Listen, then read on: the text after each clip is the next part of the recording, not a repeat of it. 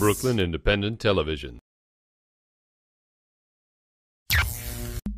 As you know, the high school basketball season is already in progress and it has officially tipped off a few weeks ago.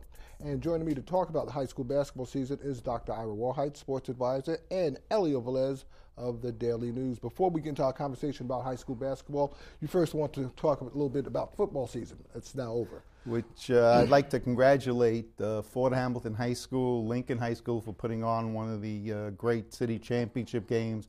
In the first one at Yankee Stadium, which made it very, very special. I would like to congratulate the two MVPs of the game. One, Brandon Reddish, who scored the winning touchdown, and hopefully is Syracuse-bound, although Penn State is in the running. Rutgers and too, also Ishak Williams, who will hopefully go to Syracuse also, since his parents graduated, both of them from Syracuse, or Notre Dame is fighting in there also. All right, cool. Let's move on to high school basketball, where it's all about who else? Murray Bertram. It's all now, can we just say, hey, is this the matter of who Murray Bertram's going to play in Madison Square Garden again this year? Is this really come down to that again? You know, it's funny to say that. It's always will they play Lincoln High School? I think there's more competition though this year for Murray Bertram.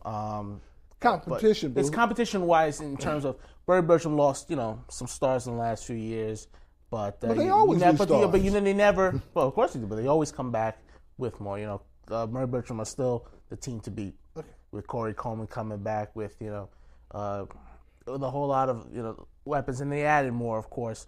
But there's other teams that can compete with them this year. South Shore, I believe, is one of the top teams. For good coach Price. Too. Anwar Gladden has done a good job molding together a program that can compete, that is tough defensively, has speed, rebound. They can do a lot of different things. Right. Ira? One thing doesn't change about Murray Bertram, and that's Coach Eddie Grzinski.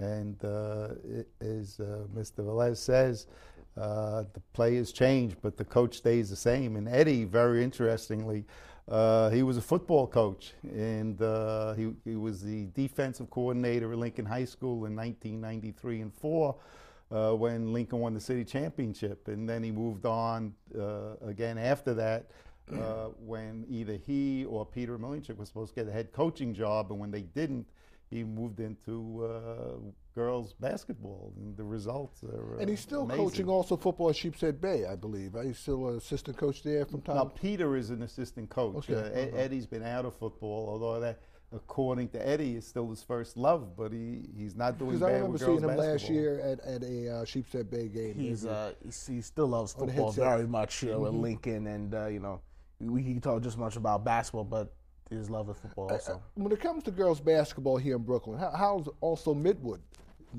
Is it Midwood in the mix also? Midwood is, they just got a new coach, Ari LaGreca, took over the athletic director's job, so Mike Moore will take over. They're going through a little transition right now. They've lost some of the players that have helped them get to the semifinals one year, quarterfinal appearances.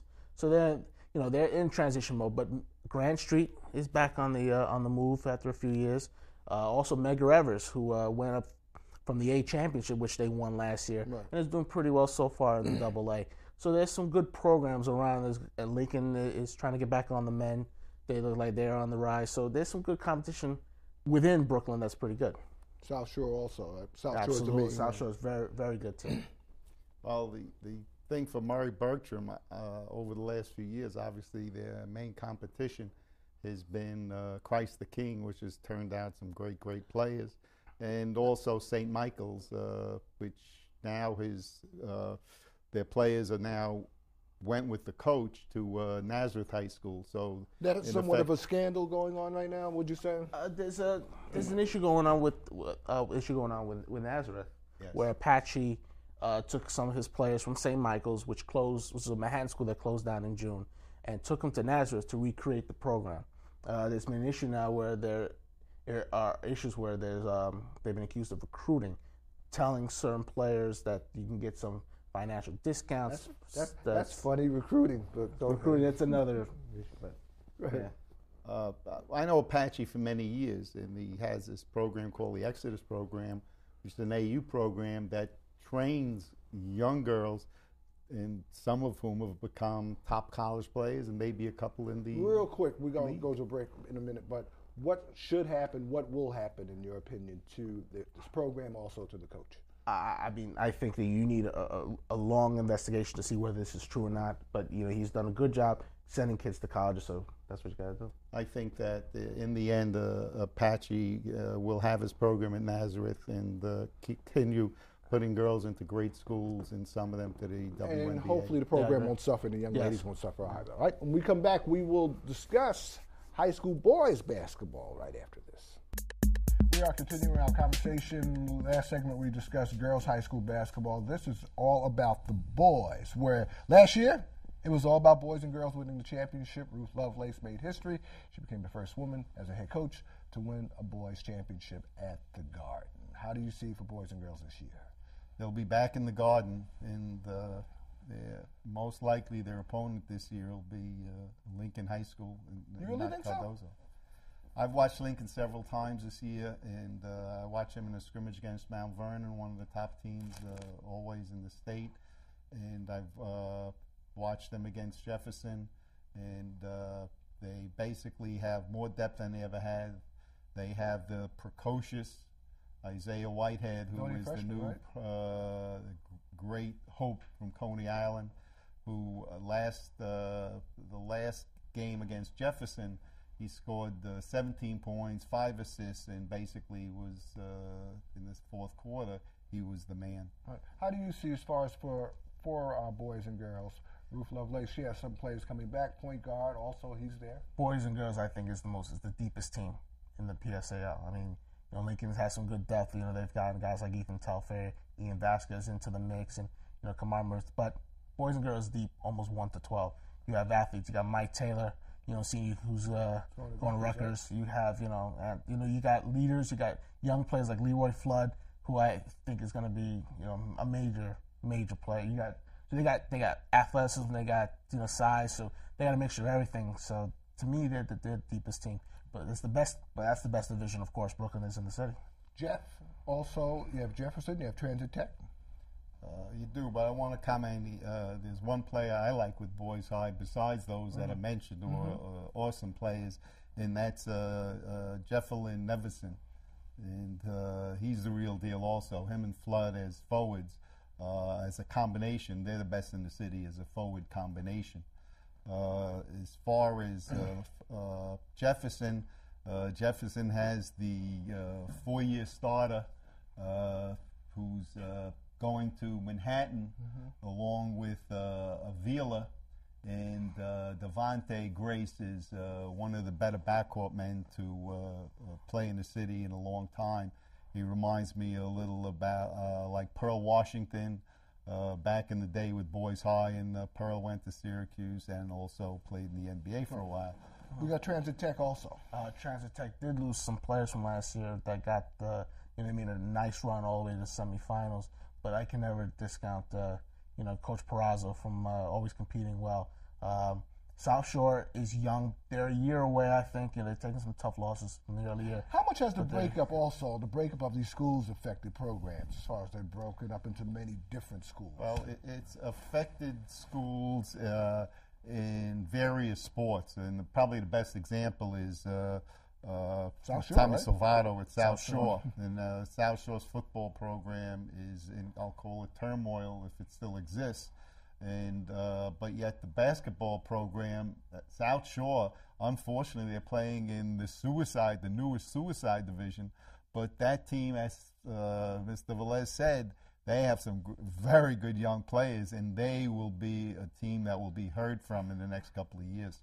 You got also Wadley High School. Wadley is always very good. They win their division every year. Coach Crump is, he's one of those crazy coaches, but he gets the most out of his talent. Wings in the Bronx is always very good.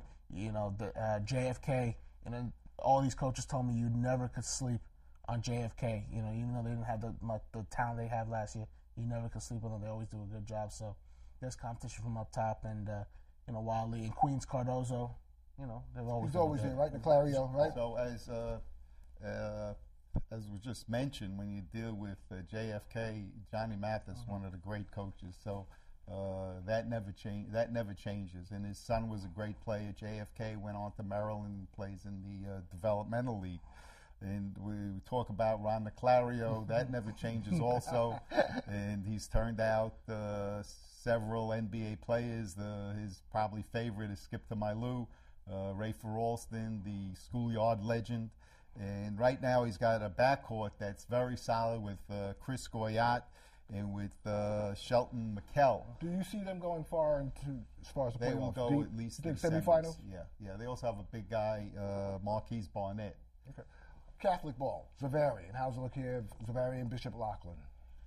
I like Zavarian. I think Zavarian's going to be one of those. It's definitely one of the top teams. You have a good shooting guard.